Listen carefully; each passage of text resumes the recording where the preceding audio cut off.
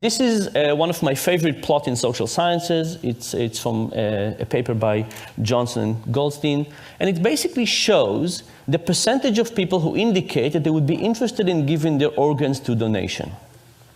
And these are different countries in Europe, and you basically see two types of countries.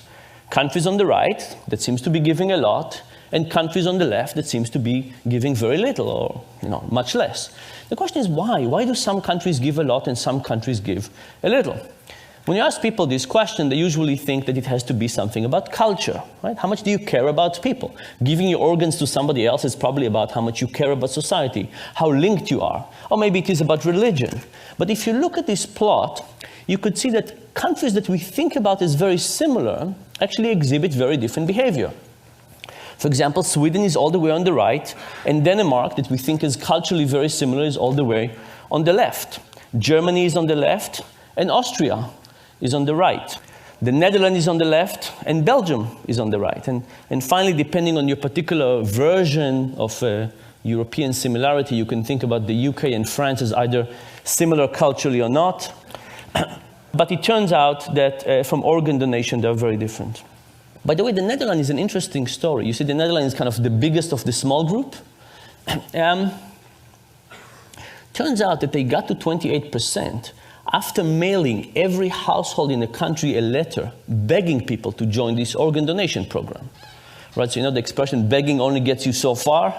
It's 28% in organ donation. But whatever the countries on the right are doing, they're doing a much better job than begging. So what are they doing? Turns out the secret has to do with the form at the DMV. And here's the story. The countries on the left have a form at the DMV that looks something like this. Check the box below if you want to participate in the organ donor program. And what happens? People don't check and they don't join. The countries on the right, the ones that give a lot, have a slightly different form. It says, check the box below if you don't want to participate. Interestingly enough, when people get this, they again don't check, but now they join the program.